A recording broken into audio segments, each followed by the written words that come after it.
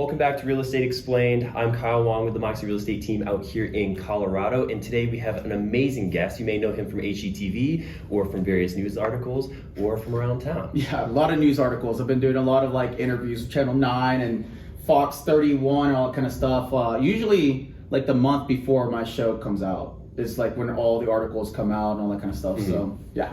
Thanks for having me. This is awesome. Of course. And for those who don't know, if you wouldn't mind going into your background a little bit. I know you're not originally from Colorado, but this is kind of your home base now. So a long story super short, Denver was never even in my top 15 places to live. Oh, really? Yeah, I was like, I don't smoke weed or ski. Why would I live here?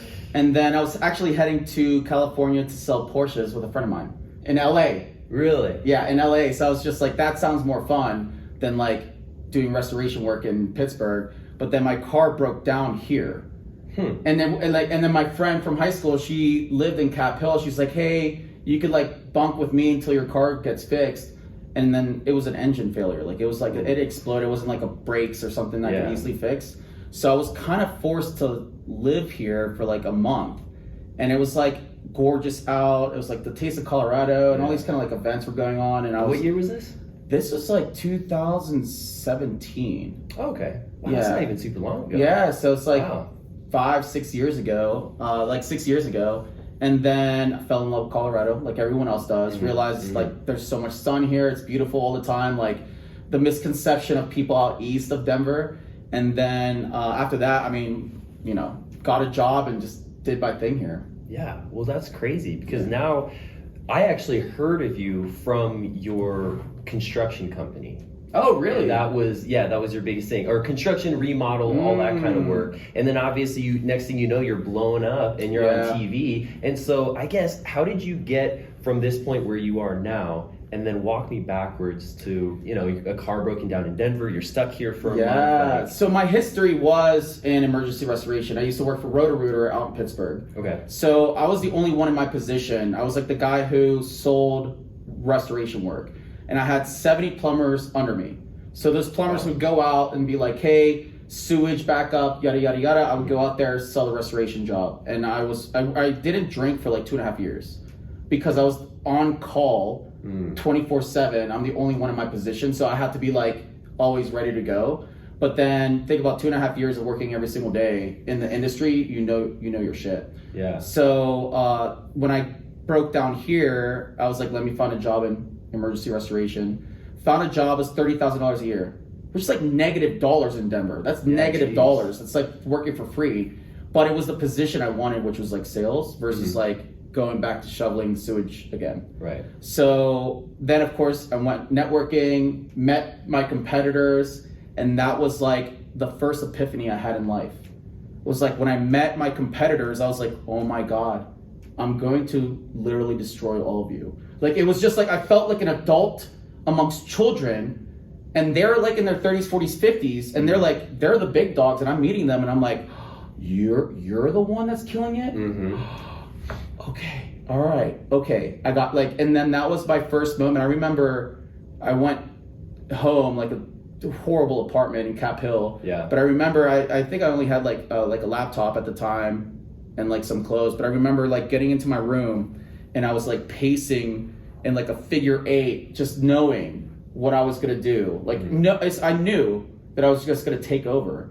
And then I was plant seeds, make relationships, make connections, do your time, work for $30K a year, but then at some point when the commissions come in or I find a better deal or whatever, go off on my own and just murder everyone, which is exactly what happened. It's so amazing, but also so disappointing to meet those people, right? Because you're these are the ones that I know are making multiple 6 figures a year, running businesses, all in the news articles. Yeah. And yet you meet them and you're really, this guy? Well, in my brain, I was you're successful because I wasn't your competition at the same time. You didn't have me here for 10 years that you had to combat. That's why you're doing good. Yeah. Because if it was me, you and I, game over, son. I'm so sorry, but I'm going to work harder, do this, do more value add. I'd rather not make money to get relationships and live in my vehicle to win the long game. Can you do the same?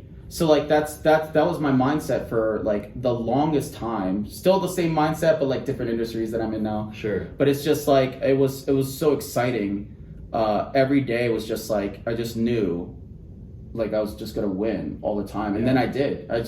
No one could beat me in sales when it came to restoration. Like it was fun. You know? But then I worked for a company, they screwed me over because they knew I didn't like their practices. Like they treated homeowners like money. So they didn't care about them. They're like, they'd rather keep the lights on than take care of the homeowner. Sure. So I voiced my dislike of it. And no one likes that. If you tell your boss, hey, I don't like your stuff, your boss could be like, bye. Right. So I sold millions and I work off commissions. So when the millions were, I saw the commissions coming. Ooh, it's gonna be a big check. They fired me. They fired me a week before collection. Just pulled the rug right out from under you. And guess what? In the contract, I have to work for the company to collect commissions.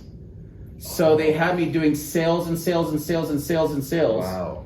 And guess what? When you sell a $2 million restoration commercial job, they don't give you a check the next day. It's like you got to like battle with insurance. That's months. Yeah. So then when that money was coming my way, I was like, oh, I got like $60,000, $70,000 coming my way. Let's go. Fired me for no reason. And in Colorado, you could do that.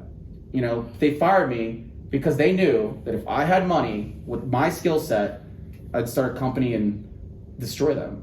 But what happened was when they fired me, that was like the second epiphany of my life, where it was like, I'm not going to work for a human being ever again. Yeah. I was like, it's not fucking gonna happen. Like, and in a way, they were right. I mean, you did go and start a company. Well, I did it with no money. Yeah. So like, I just sold everything I had. I sold everything I had to like just do the website and folders and business cards. That's amazing. And then I was by myself, and I remember not making rent payment. It was like my truck payment, and I was like, if I have a truck, I could sell. But I remember missing like 2-3 rent payments at that time, because it was tight. Yeah. So, but I was driven by anger, big time. Like I was just like after what just happened. Oh, after what I was like, I was angrier. I think it helped. But then sold my first job, then sold my second job, then sold my and then after that, I brought in Grace, who now she and I do real estate. But Grace was like the first person that helped me sell a restaurant, and she did better than I. She was like an attractive female who's smart, that goes out there when there's firefighters and police and tape and people crying, to go up to somebody and say like, hey, I know this sucks, but we can take care of you, da da da da. That was huge for us. And like, it was a good one too, because she set me up. She's like, before you make a decision, meet the owner, which is me.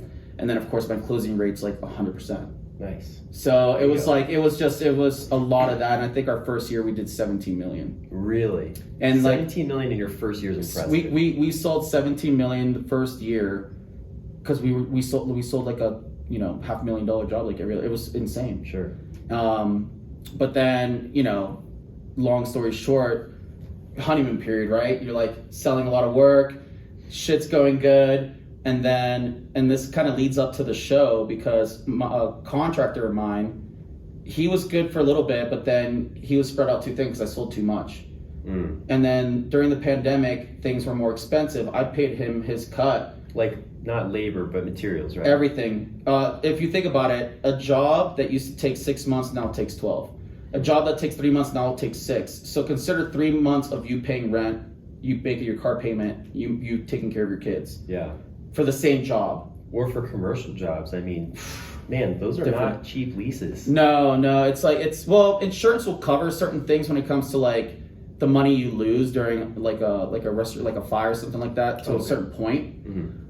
Same thing, like if your business catches on fire, insurance will be like, hey, you were making $5,000 a month, so we'll pay you $5,000 a month, whatever it is, for an extended period of time, not forever, until the place is built again.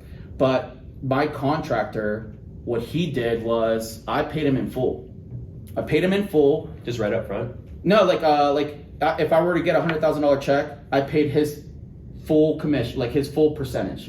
So let's just say I took $20,000 for sales, operations, estimating, keeping the lights on, all that kind of stuff. That was like for the company to run. 80% went to the GC to like physically do the work. Oh wow, no kidding. So guess what? What he did was he paid half of the subcontractor stuff. So if they charged $40K, he'd give them 20. He's like, the other 20 comes when you finish. Mm-hmm. He never paid the other half.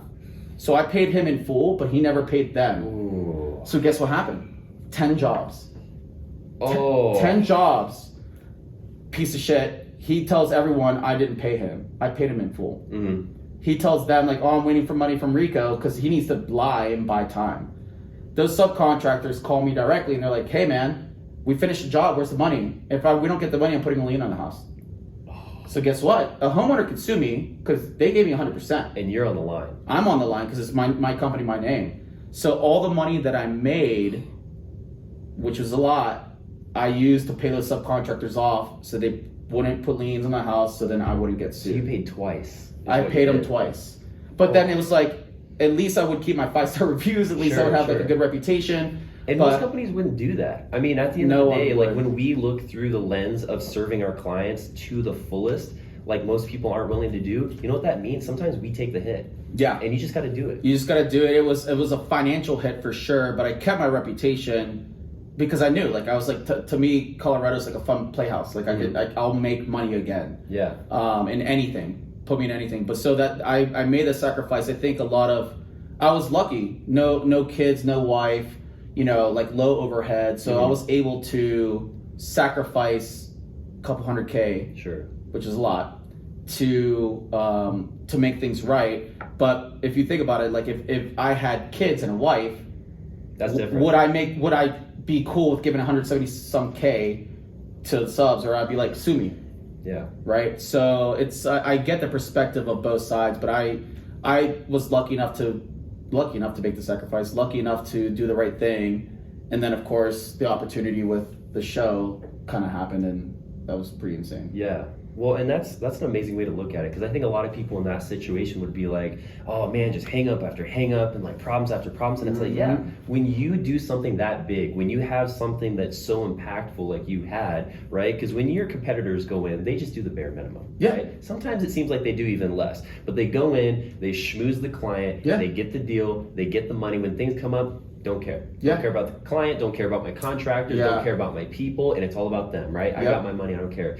But for you to stand up and say, hey, you know what, this isn't right, I'm gonna take care of my contractors as well as my homeowners and my clients, that's different. And it hurts for us, but you know what, like you said, it's the long-term game. Because I could go out and get any deal, I could say whatever I have to, I could close on something, I could really screw people up financially in a lot of different ways. But for us to go out and say like, hey, actually this isn't in your best interest, I know it's not gonna make me money right now, but it's gonna be better for you, just trust me.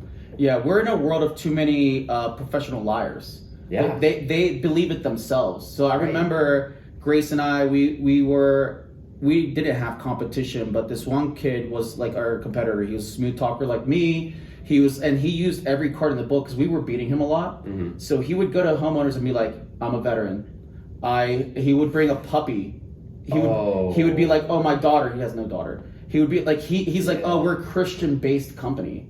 We would never screw somebody up. So he used every card in the book to like be so a person almost has to like go with them. That's messed up. He overpromised, underdelivered. He would be like we could do this in 4 months. Like we have the best team. Like homeowners also like to be lied to. Like they want to hear. That's what they want to hear. Sure. Instead of the truth. Yeah. Where it's like, hey, this is gonna suck. It's gonna take some time, but I got you. I'll make sure I'll communicate. Like, but at least they know. Good, bad, ugly. Yeah. And he would just sell everything, and then that company got in real big trouble because he sold so much work, and they didn't even have subcontractors. So everything was at a standstill. And then I remember it was a news article.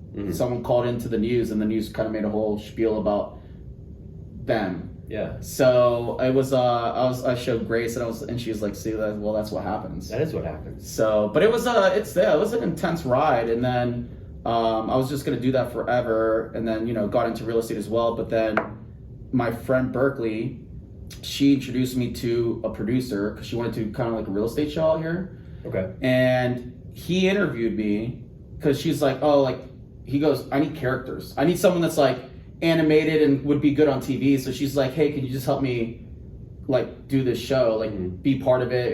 It would help me out. And then when he interviewed me, he completely scraped that whole idea and went all in on my show. No kidding. Because I told him, I was like, I told people the truth. They went with the other guy who told them all these lies. Then 2 months later, they call me back, and I would have to rescue them from down here. Rico to the rescue. That's how it started. Yeah, that's how it started. So Okay. then, and the Rico Extra on my show, where I like do something above and beyond that's not on the scope of work, that was real before the show too. Because my overhead was I had such low overhead that I made so much money, and I knew that if I went above and beyond with the homeowner, I'm like, hey, this sucks. Yeah. Insurance gave you $35,000 for the kitchen. Let me do you this favor. I'll put in $15,000 of my money so you could upgrade the kitchen or your primary bathroom or whatever it is. But if insurance pays 35, I'll up it to 40 or to 50. It's going to increase the value of your house by more than that, but be cool, because this process sucks. That was the Rico Extra. Yeah. And now they're forever clients, because they're never going to forget the guy that put in their money for them. Yep. So like that's where the Rico Extra came on the show. Like that's how it all kind of formed. And my show came out at the perfect time. Perfect in the sense of 1 million people were dealing with bad contractor. And like, because this was 21, right? Yeah, this was like 20, I think we were filming in like 21, 22-ish. Yeah, so by the time it came out, it was a lot of people who were spending a lot of time at home, COVID, new move-ins, so they want to renovate, they want to remodel, and then a lot of contractors, just like in real estate, they get into the business, oh man, the market's booming, let's go get our quick buck, and then let's get out. They do shoddy work, and then that happens. Yeah, it's interesting, because there's good contractors that made mistakes, and then there's contractors that just steal. Right. And what happened was, a lot of homeowners, did they complain when their house went from $330,000 to $720,000? No, they didn't, right? But they did complain when it's a $40,000 kitchen remodel and now it's $85,000. They do complain then. Oh yeah. Why is it so much money? This is ridiculous. Right. Then they go with like a cheaper contractor. Contractor sells just to get a check. And what happens is that same job would have taken 2 months, but it now takes 6. That contractor's realizing he or she's not making any money. Zero, negative. So like, what's the incentivization for a contractor to even do the job if they realize they underbid it, or they realize like it was more expensive for materials, but then you tell the homeowner, hey, it's just gonna cost $25,000 more? What does the homeowner say? Nope. Yeah, fuck you. Yeah. What the hell? We made a deal. Yeah. And then guess what? You sue this, you sue this. Now you don't have a kitchen, and it sucks on both ends. But those contractors, they didn't price accordingly to the how the market went up. Right. So that's why some of the contractors on my show will meet me in the middle and be like, hey, like I was trying to do the right thing, but like the homeowner doesn't want to give me more money, so what do I do? Sure. So I'll come in, meet them in the middle. It's like, hey, let's figure this out just so then you can get your house back. No one sues anyone, because if you sue, you have to spend money to be right. Yeah. You have to spend money to be correct. Right. So it's a hassle. You don't want to go that route. So I kind of mediate between the two the best that I can. Whether it's like, hey, maybe since you messed up, can you file an insurance claim with your company? Maybe they could get like $40,000-$50,000 back. I'm trying to like mediate versus like be dog the bounty hunter and like cuts. Nobody likes litigation except lawyers. Yeah, exactly. So been there, done that. Yeah. So it's no fun. Yeah. So fast forward then. So you had that show, it blew up, and actually off of a news article, right? Talking about all the work that you did. And so there's a lot of news articles that came out. One that was pretty shocking was one that was like out of 300 some hosts, like Rico's the only Latino host. And I was like, I'm pretty sure there's like one here and there. But when that article kind of came out, it really put me on the spotlight on me, and I know it gave me more opportunities, stuff like that. And I started a production company specifically looking for Latino Hispanic talent, so we could get more people out there. And Latinos trust Latinos, so it's like let's kind of grow this whole thing and stuff like that. But so you didn't even realize that until you saw the article. You're like, I guess I didn't really think about it. I didn't think about it. Like it didn't matter to me. I wasn't like counting how many of who is in what. Like I was just focused on filming and work and doing my thing. Yeah. But I think once that article came out, that was my opportunity to start a production company, have investors, like, you know, have someone that has done TV shows before that I partnered with, and yeah, I mean, that's the next exciting chapter of my life, you know. And I can't say it today, but I am doing like 4 or 5 other shows for HGTV. Okay. So I can't mention them until HGTV mentions it. So do you know when that's going to be? Because now I'm curious. It's gonna be It's gonna be soon. Like, they're gonna announce the shows because they're coming out in like December, January, February. Oh wow! So it's pretty soon. It's pretty soon, but I can't like say anything until they do. Like, that's it's cool. You keep even for me. Like, I couldn't even say anything about my stuff until they said it. Yeah. So yeah, we'll have to do another interview where we can cover all those other shows. But they're all like based out here. They're very exciting. And okay. Well, I look forward to it. Maybe I'll be at a house one day and I'll see y'all doing work. Yeah. I mean, I'm everywhere right now. That's really cool. Yeah. So this, I guess you would say, Denver is still kind of your main market. It's my hub. Yeah. Colorado is definitely the hub. All the shows that I'm doing are here for now, but I do travel to New York and LA a lot, and Miami a lot as well. I'm doing some pretty cool stuff, like really cool stuff. My friend actually brokered the Miami International deal, so with like Messi and Beckham and all that kind of stuff. So I'm gonna fly out there. I'm gonna fly out there, meet the peeps. That's pretty cool. It's super cool. Mark Anthony called me. Fashion guy? The singer, Mark Anthony. That's right. The one that was with J-Lo. That's right. So he's like, you know, he's a god in the Latino world. You know, I grew up listening to him, you know, sing. Mm-hmm. But he called. I flew out to Miami. He has like this nonprofit called Maestro Cares, which is kind of in line with what I do. Like, he builds community centers for like, you know, underprivileged kids, stuff like that, which is like kind of in line with what I do. So went out there. We went golfing, and we're in the works of him being in my next season. Really? He's giving you coming out here? No, we would be going to Puerto Rico. Oh. Doing like a little Mark and Rico Save Puerto Rico type thing. Yeah, I know. Is that a spoiler? It's a little bit of a spoiler, but it's, you know, the deal's not done yet. Like, we're in talks. He just had a baby born, so he's kind of just playing the dad game right now. Yeah. But I do plan on going to Miami and having a discussion with him, and you know, kind of join forces, which would be awesome. Yeah. No, that's pretty cool. Right? That's really cool. It's just crazy. I think I could ask you all day about other stuff you got going on, but real quick, I know you mentioned a couple different companies that you personally head or work on. So what are a couple of those things, just in case anybody's curious? Yeah, so Par 3 production, because all I want to do is golf. Mm-hmm. Like, people send me like free golf stuff all the time. That's all I want to do. So I started Par 3 Productions, which is like one of my main focuses. Okay. A lot of people are like, I turn down about $10 million in construction every month. Really? Because I have a million people that want me to either do their home or rescue them. And right now, like, I've just been like, you know, giving it to different construction companies that I trust. Mm-hmm. And that's that. I can't even take on any more construction work or even emergency restoration work, which is like first world problems. Right. Good problem, I guess. Good problem, but yeah, a lot of because I still do roofing, like hail damage stuff. Like, I still do those things for sure. But right now, my main focus is real estate, building a team. You know, what in real estate specifically? So right now, like, I'm kind of in the talks with multiple different real estate companies just because of my national coverage. Yeah. So, you know, different ones offer me different things. You know, which team does this. And what I'd love to do is just like scale a team, but then I also want to like team up with, and I don't know if I can say this yet, I flew out to Vegas, talked to a mortgage company CEO, multi-billion-dollar company. I'd love to partner with them, but also kind of like see who I'm going to latch my brand to and just expand a team and just, you know, be awesome. Gotcha. So my main focus is definitely the production company, real estate. Production companies focus on finding Latino talent. Okay. And just growing that base, because construction's too stressful. Yeah. Construction is very stressful. Like, I don't want that stress anymore. Yeah. Like, I do my show, I help the people out. I have a humongous team. Like, HGTV helps significantly. And then my team helps significantly, because what do you do when someone steals your money? Do you ask them for give me more money? Yeah. Like, so like I call a lot of like vendors, manufacturers, like, wait, are you willing to donate?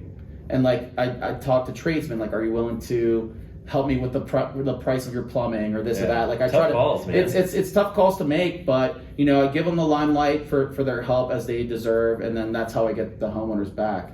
But it's my career has shifted to television, TV production, and real estate. Yeah. Okay. Which is a lot less stressful. But kind of. I was gonna say there's some things it's sure. It's different. Yeah, the problems are a little bit different. But yeah. So do you think you'll always have your foot in construction? For sure. Okay. Yeah, I mean, a million people reach out to me for help. Yeah. So it's more like consulting now. Sure. Like it's either consulting the homeowner on ways to get out of their situation, or, which I'm getting a lot of, is contractors, new build, emergency restoration companies reaching out saying like, how do I do this smoother so then I don't stress? So like people call me all the time to consult, like fly out to consult for their company, help them with sales, the processes, the CRMs, like how I close $17 million a year, work authorizations to actually how to protect yourself. Like they don't That's know that they don't know anything until they get sued. Right. And then they're like, I don't even protect myself. Section number 14 for things that are not in my control, such as permitting length, this and that, material length of time, that a homeowner will blame you for stuff that's not in your control. Yeah. Do you have something that protects you from that? Right. You gotta be careful with your contracts, man. I'm dialed. Yeah. Yeah, I'm contractually dialed, obviously, because I've gone through hell and back 12 times. Sure. So you learn. Not a mistake. Most people complain a lot. A lot of contractors like bitch a lot. For me, I was just like, instead of buying something cool, I'm gonna spend $15,000 on lawyers and make sure my work authorizations is phenomenal. Yeah. So then I don't have to go through hell again. Because business is great when you're making a lot of money and it's easy, right? Until someone takes all the money from you. Until somebody takes all the money, until you don't have work anymore because your processes suck. Yeah. Like I always say, I don't want to be that guy, but like we all have the same 24 hours in the day. And especially just for me, particularly in real estate, we have the exact same tools and access to resources. Why is one team not utilizing them, right? Whereas us as a team, we're using everything we have as creatively as possible, bringing in whomever we have to make sure that we're serving our clients the best. Right. Because at the end of the day, I personally have a fiduciary duty to my clients, but also I have a moral and personal and like a reputation to uphold for my client 100%. And for my team. Yeah. You know, that's very important. What made you start this whole thing? What made you start specifically this podcast? That's a great question. So I was sitting down with a lender partner of mine, and you meet with a lot of people. You meet with lenders, vendors, partners, everybody under the sun. Everybody wants to network and connect, right? But when we were sitting and talking, we both realized I do a lot of luxury real estate, so you see high-end clients. They don't need a lot from you, really. They just want a house, right? But we both have a heart for people on the other end of the scale who have gone through a lot of tough things, who are in bad situations, who are perhaps in groups that are not as privileged as others. And so it was a tough conversation because we both had backgrounds coming from that. And we're like, you know what, we just want to help people out. And we may not have a lot to give right now, but we do have knowledge. And so we just felt like if the general public had the information that we had, they would make better decisions in real estate, in personal finance, in business perhaps, in just a 20-30 minute segment driving home, you know? We just wanted to take this big, everybody thinks of real estate investments or like all these fancy buzzword topics or like entrepreneur, business owner as like this upper echelon, and it's like, it shouldn't be. Let's start somewhere, invest in your first home, get somewhere, because everybody's got to live somewhere, right? And you and I both know the value of building up equity early on and compound interest and all that stuff, and then start talking about investments when you're ready. You know what you should do? What's that? I think that you should create a class specifically for kids that are like 10 to 17. I think that you should create a class because guess what? In school, they don't. If home ownership is such a huge purchase in a human being's life, why aren't we learning it in school? So what I think you should do is create a series for language that's for 10 to 17-year-olds, and I think business is going to come to you no matter what because parents are going to be super thankful. That's a great way to bring in business, but in all reality, what you're doing that is good is simplifying the language for 10 to 17-year-olds to like learn and have classes where parents come with their kid and you explain things and say like, hey, when you get older, this is going to be something that you should be doing. This is how, like, this, these are mistakes people make. Yeah. But you shouldn't make these mistakes. And it's something that they can retain. So simplify the language. Shit, you might have to do it for adults too. Yeah. But if you simplify the language, where it's like, hey, you put in money here, da da da da da, blah blah blah blah blah. If you do smart things, you won't have to spend as much money for a house if you have great credit. Right. But like, you need to teach your kids young. Absolutely, you do. You should do like a series where it's like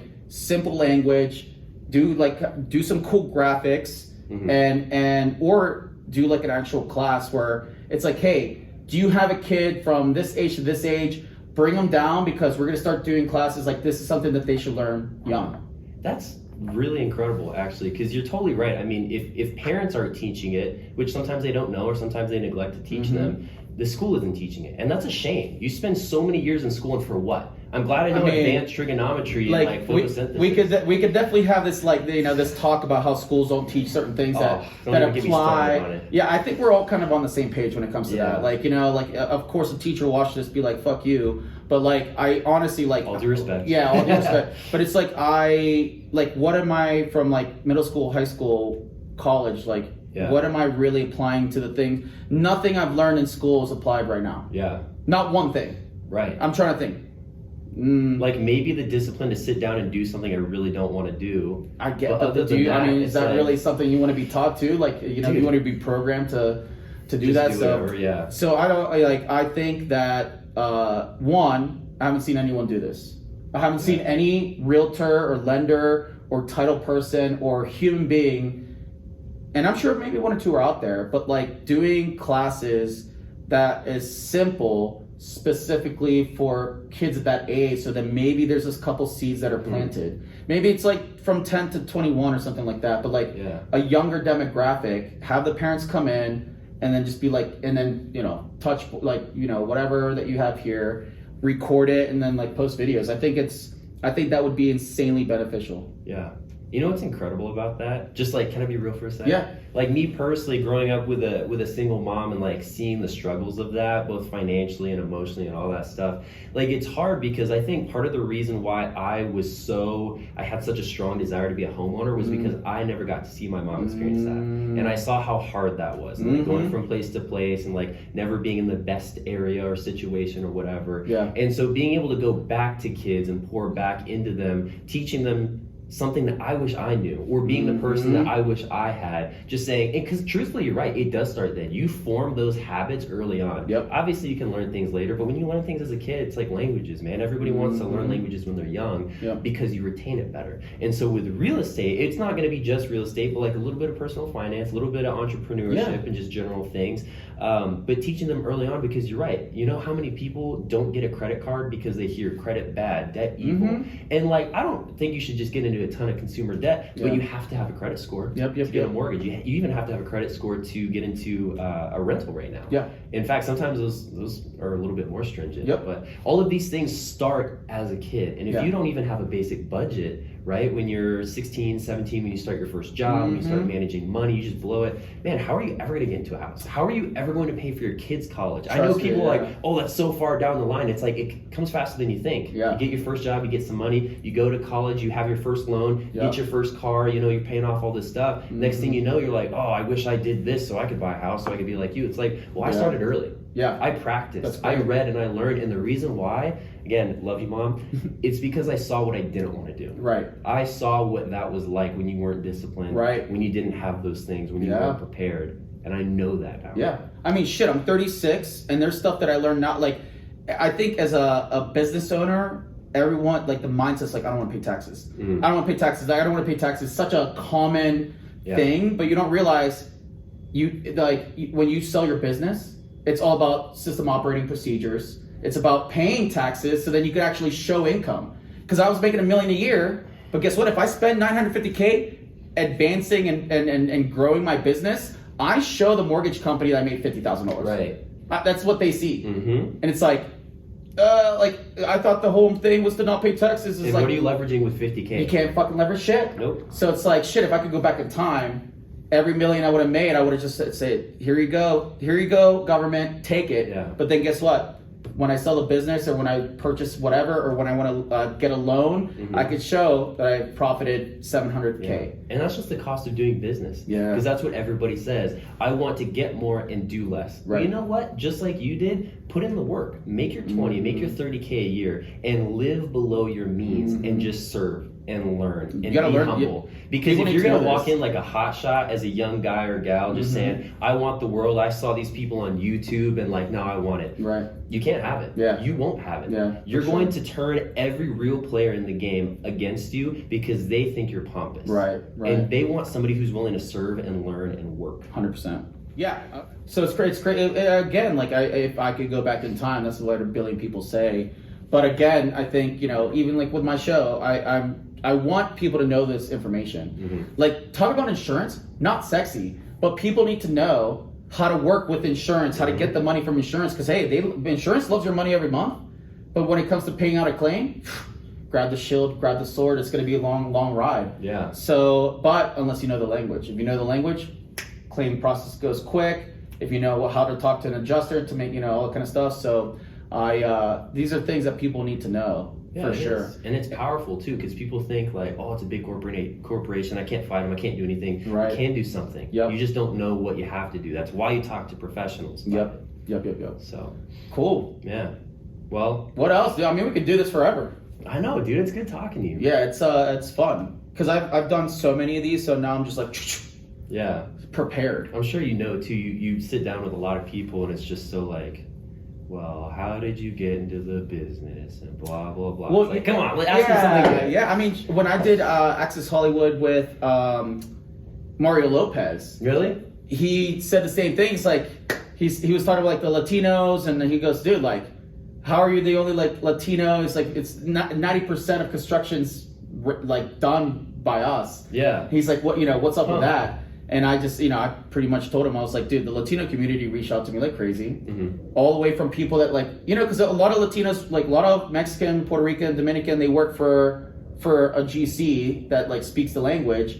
They never want to like kind of get out of their shell and own it themselves, even though they're doing the majority of the work. Right. So a lot of them reached out to me and they're like, dude, you're running it. Because you represent them. That's the thing. I'm definitely representing them. So when they reached out, it was like, oh man, like the weight. But guess what? Giving them advice, and then it's cool because then they start their own businesses. Yeah. And then they're like taking the reins and doing it. So it's very it makes me feel like really good that they're inspired to like get to that level. And then of course you get Mark Anthony, which is different spectrum of Latino that he's been a legend for years. Oh my gosh, dude, he's the shit. He's the best, dude. And it's just so cool, like you said, when you get to empower people like that, because the truth is, when you don't see somebody else do it, it feels impossible. Yeah. Until somebody does, and you're like, oh, I can do this. Yeah, I realize this is bigger than me. Yeah. Like it's not about Absolutely. me. It's not about me anymore. Like that's why, again, the production company, we wanted to start the production company because I was like, I don't really like. I'll do content here and there, some videos here and there, but that's not my thing. Like I'm not trying to be Kim Kardashian. I'm trying to be Oprah. I'd rather get Dr. Oz and Dr. Phil. Sure. Give them a platform that benefits society. I want to do the same thing with my production company, which is like find these people. It's beyond me. Yeah. You know. Yeah, and if you've done this in what, 6 years? Less than In less than 6 years. I mean, think about where you're going to be in the next 6, the next 10. It's you know? I know where it's like I'm just hyper focused. Right? Yeah. And it's everyone's like congratulations and stuff like that, and I'm like thanks, but like I don't feel like I've even like touched where I want to be at. You know, there's more in the tank. Oh, like I just it doesn't make me angry when someone's like congratulations, it's amazing. It's I don't want to take that and be like, oh yeah, thanks. I made it. I'm good. Yeah. Let me just sit down now. Like I love the congratulations, but I'm way hungrier than that. So it's like it's weird when people are like congrats. I'm like yeah thanks, but I'm like not even close. It's almost hard to take. And I've noticed that about every single successful person, because I think I feel that way a lot too. It's like, you know, congrats on buying the place, congrats on the car, congrats on doing all this stuff or whatever. And it's like, it feels good. It's nice and I appreciate it, but don't get me wrong, I'm not even close. I'm not satisfied with it. I know there's more I could do. I know there's more that's going to be done. Yep. So agreed. Yeah. Well, that's cool, man. That's super powerful, and I appreciate that. I guess one last thing is, if you had to say something to your target audience, the people that look to you, that respect you, that have watched your journey maybe for a long time, what would you say to them? I would say learn from my mistakes, because I don't think a lot of people could have gone through what I went through. So I'd rather I'd rather a homeowner watch my show so then they don't go through this. Yeah. Or a contractor watch my content so then they don't have to go through what I went through. Sure. So if I were to say anything to anyone, it'd be not follow me, but all the advice that I put out there will literally prevent a lot of gray hair. I got all my gray hair came from construction, man, and insurance. So I would say, follow that, learn from my mistakes, because people are oh, that's how you grow. It's I don't think people need to get $200,000 stolen from them. I don't think everyone needs to learn that lesson. So I would definitely say learn from my mistakes for sure, because they were expensive.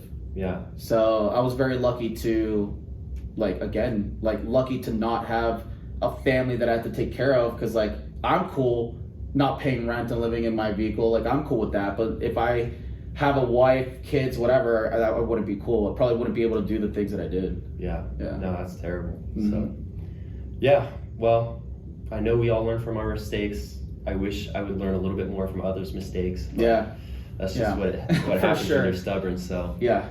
Well, I appreciate it, man. Yeah, this was awesome. Yeah. Rico, thank you so much for being on. Of course, dude. I appreciate it. it. Awesome. Thanks for having me. Yeah, thank you guys so much for listening. Again, this has been Real Estate Explained, kind of a new one here. I love having guests that are amazing, impactful, inspiring. So if you guys have any questions, reach out using the link below, and we'd love to hear from you. Awesome. Thank you so much for joining in.